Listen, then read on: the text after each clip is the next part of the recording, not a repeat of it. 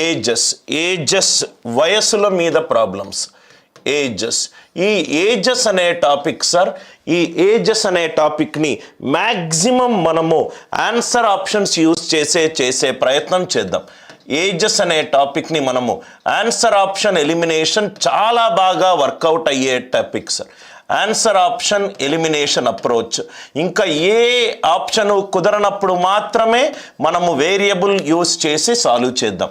ఏజెస్లో almost 90 నుంచి 95% క్వశ్చన్లు, 90 నుంచి 95% క్వశ్చన్లు ఆన్సర్ ఆప్షన్ ఎలిమినేషన్ ద్వారానే సాల్వ్ చేయొచ్చు. ఎలా సాల్వ్ చేయొచ్చు అనేది మనము కొన్ని ఎగ్జాంపుల్స్ వేసుకొని చూద్దాము.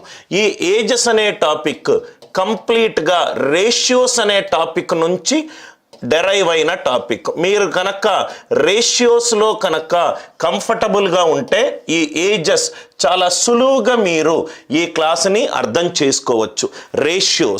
రేషియోస్ అనే టాపిక్, నిష్పత్తికి సంబంధించిన కొన్ని రైట్ కాన్సెప్ట్స్ మీకు తెలుసుంటే చాలా ఈజీగా ఏజ్ ప్రాబ్లమ్ సాల్వ్ చేయొచ్చు. ప్రాబ్లమ్స్ సాల్వ్ చేసే ముందు కొన్ని ఇంపార్టెంట్ కీ పాయింట్స్ రాద్దాం. నేను ఎలా అయితే చెప్తున్నానో మీరు అలానే నోట్స్లో రాసుకోండి సార్. ఇంపార్టెంట్ కీ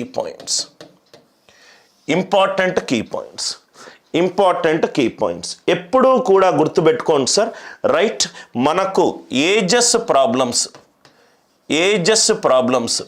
ఎలా ఇస్తాడు అని అంటే, ప్రస్తుతము ఉన్న వయసు ఇవ్వచ్చు, ప్రజెంట్ ఏజ్ ఇవ్వచ్చు. ప్రస్తుతము ఉన్న వయసు ఇవ్వచ్చు. 3 సంవత్సరాల తరువాత వయసుల నిష్పత్తి 2:5 ఆర్ 3:7 ఏదైనొచ్చు. 3 సంవత్సరాల ముందు అంటే పాస్ట్ ఏజ్ కనుక్కోవచ్చు. రైట్, కొన్ని సంవత్సరాల ముందట కే ఇయర్స్ ఎగో, కొన్ని సంవత్సరాల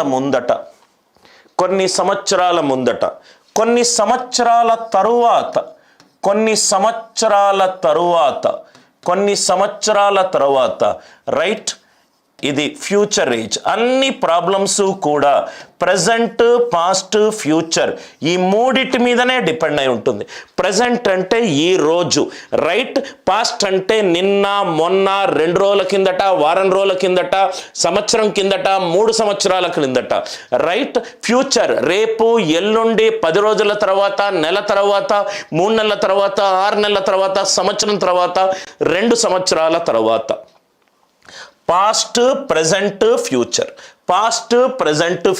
ఏ ప్రాబ్లం తీసుకున్నా ఐదర్ ఇది ఇచ్చి ఇది అడగొచ్చు, ఇది ఇచ్చి ఇది అడగొచ్చు, ఇది ఇచ్చి ఇది అడగొచ్చు, ఈ రెండు ఇచ్చి ఈ రెండు నిష్పత్తి అడగొచ్చు, ఏదైనా అడగొచ్చు. పాస్ట్, ప్రజెంట్, ఫ్యూచర్ అన్ని ప్రాబ్లమ్స్ కూడా పాస్ట్, ప్రజెంట్, ఫ్యూచర్ మీదనే ఉంటుంది సార్. సో కాబట్టి ప్రజెంట్ దీనికి సంబంధించి కొన్ని పాయింట్స్ మనం రాద్దాం. ఇది ప్రజెంట్, ఇది పాస్ట్, ఇది ఫ్యూచర్. ఇది ప్రజెంట్, ఇది పాస్ట్, ఇది ఫ్యూచర్. సో ఈ మూడు కూడా రైట్ చాలా important key points. I hope it is past, present, future. ఇది first key point. Second key point present నా ఏజ్ ఒక ఎక్స్ ఇయర్స్ అనుకుందాం. ప్రజెంట్ నా ఏజ్ ఎక్స్ ఇయర్స్ ఆర్ 37 సంవత్సరాలు. సపోజ్గా ఇప్పుడు నా వయసు 37 సంవత్సరాలు. 2 సంవత్సరాల తర్వాత ఏమవుతుంది? 39 అవుతుంది. 4 సంవత్సరాల తర్వాత ఏమవుతుంది? 41 అవుతుంది. రైట్, అంటే ఫ్యూచర్ ఏజ్ కే సంవత్సరాల తర్వాత ఏమవుతుంది? ఎక్స్ ప్లస్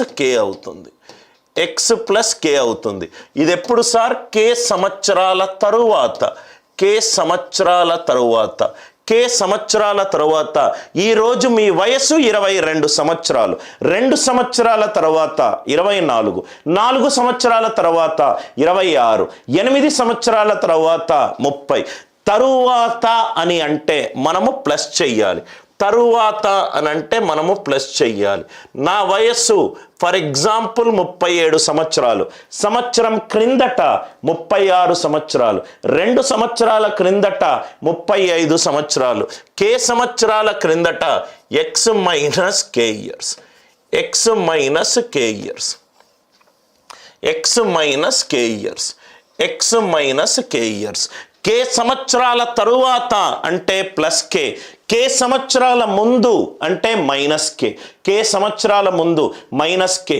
వాడు క్వశ్చన్లో సంవత్సరాలు ఎన్ని నెలలు అన్నప్పుడు మాత్రమే మనకు డెసిమల్ వాల్యూ వస్తుంది, లేకపోతే ఏజ్ జనరల్గా న్యాచురల్ నంబరే ఉంటుంది.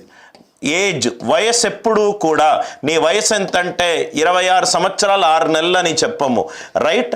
26 సంవత్సరాలు గడిచిపోయాయి, మొన్ననే నా పుట్టినరోజు తర్వాత 27 వచ్చింది అని అంటాం. ఏజ్ ఎప్పుడూ కూడా న్యాచురల్ నంబర్. మనం జనరల్గా మాట్లాడుకునే భాషలో మీ వయసు ఎంత అంటే మై ఏజ్ ఈజ్ 4 years అని అంటాము, ఆర్ 5 years అని అంటాం. 4 years రైట్, 6 months 7 months అని అడిగితేనే, మనసులో ఎంత అని అడిగితేనే మనం మెన్షన్ చేస్తాం. సో బై డిఫాల్ట్ ఏజ్ ఎప్పుడూ కూడా, వయసు ఎప్పుడూ కూడా సహజ సంఖ్య అన్లెస్ ఆస్క్డ్. ఏమీ అడగకపోతే, ఫర్దర్ క్వశ్చన్లు అడగకపోతే న్యాచురల్ నంబర్. సంవత్సరాలు ఎప్పుడు కంప్లీట్ అయింది, ఎన్ని నెలలు అయిపోయింది అని అడిగితేనే మనకు డెసిమల్ వాల్యూ వస్తుంది, లేకపోతే అది సహజ సంఖ్య. ఏజ్ ఎప్పుడూ కూడా సహజ సంఖ్య, ఏజ్ ఎప్పుడూ కూడా సహజ సంఖ్య. ఈ పాయింట్ అందరికీ క్లియర్ అయింది కదా సార్? దాని తర్వాత 4వ పాయింట్, రైట్? దీంట్లో కూడా మనము ప్రైమ్ నంబర్ని మర్చిపోవద్దు సార్. ప్రధాన సంఖ్య ప్రైమ్ నంబర్ కాన్సెప్ట్ని అస్సలు మర్చిపోవద్దు.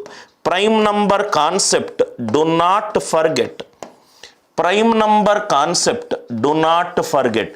దీని ఇంపార్టెన్స్ ఏంటో నేను ఎగ్జాంపుల్ చెప్పేటప్పుడు చెప్తాను. ప్రైమ్ నంబర్ కాన్సెప్ట్ ఎప్పుడూ మనం మర్చిపోవద్దు. కొన్ని క్వశ్చన్లో ఈ ప్రైమ్ నంబర్ దృష్ట్యా మనం చూస్తే చాలా ఈజీగా మనకు ఆన్సర్ వస్తుంది, చాలా ఈజీగా మనకు ఆన్సర్ వస్తుంది. దాని తర్వాత 5వది, రైట్? మనం ఎప్పుడూ కూడా ఆన్సర్ ఆప్షన్ నుంచే ఎక్కువగా సాల్వ్ చేసే ప్రయత్నం చెప్తాం. Use answer options, use answer options.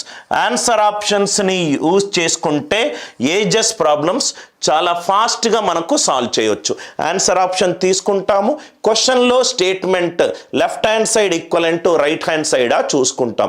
Answer option ఎక్కువ యూసేజ్ ఉన్న చాలా తక్కువ టాపిక్లో ప్రథమ స్థానంలో ఉన్న టాపిక్ ఏంటంటే ఏజెస్. ప్రథమ స్థానంలో ఉన్న టాపిక్ ఏంటంటే ఏజెస్. దాని తర్వాత 6వ పాయింట్, ఫస్ట్ ఈ 6 పాయింట్స్ రాద్దాము, దాని తర్వాత ప్రాబ్లమ్స్ మెన్షన్ చేద్దాం, రైట్? ప్రస్తుత ఏజ్, రేపు ఎల్లుండి ఉన్న ఏజ్, ఫ్యూచర్ ఏజ్ అంటే ప్లస్ కే, రైట్? నిన్న, మొన్న, నెల ముందు, సంవత్సరం ముందట, అది పాస్ట్ ఏజ్. అన్ని ప్రాబ్లమ్స్ కూడా ప్రస్తుతము, రైట్? ప్రస్తుతము, దాని తర్వాత ఫ్యూచర్, దాని తర్వాత పాస్ట్, గతము, ప్రస్తుతము, రేపు. ఈ 3 important key points. X plus k, x minus k, x. ఇంకోటి సింపుల్ కీ పాయింట్, సపోజ్ ఇక్కడ చూడండి సార్, ఇది చాలా ఇంపార్టెంట్ కీ పాయింట్, ఇది చాలా important key point. Suppose A and B అని ఇద్దరు ఉన్నారు, వాళ్ళ ages x:y, x:y. K years తర్వాత, రైట్? కే ఇయర్స్ తర్వాత ఎంత పెరుగుతుంది సార్? ఇదేమో ప్లస్ కే పెరుగుతుంది, ఇదేమో ప్లస్ కే పెరుగుతుంది. అంటే ఉన్న ఏజ్ కంటే ఎంత పెరగాలి? 2K పెరగాలి, అంతే కదా సార్? ఇప్పుడు నాది 18 సంవత్సరాలు, నా తమ్ముడిది 15 సంవత్సరాలు. 2 సంవత్సరాల తర్వాత నాది 2 పెరుగుతుంది, నా తమ్ముడిది కూడా 2 పెరుగుతుంది. నాది 2 పెరుగుతుంది, నా తమ్ముడిది కూడా 2 పెరుగుతుంది. ఇది అందరికీ క్లియర్ అయింది కదా సార్?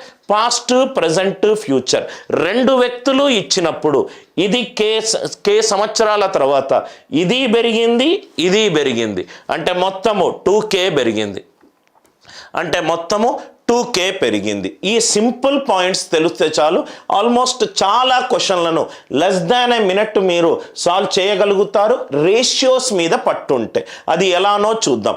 ఎప్పుడు గుర్తుపెట్టుకోండి, బేసిక్ ఐడియా మాత్రం మర్చిపోవద్దు. క్వశ్చన్ని సాల్వ్ చేయడం ఇంపార్టెంట్ కాదు, క్వశ్చన్ని ఫాస్టెస్ట్ వేలో, ఈజియెస్ట్ వేలో పెన్ను యూజ్ చేయకుండా ఫాస్ట్గా సాల్వ్ చేసే మెథడ్స్ని మనము డిస్కస్ చేద్దాం.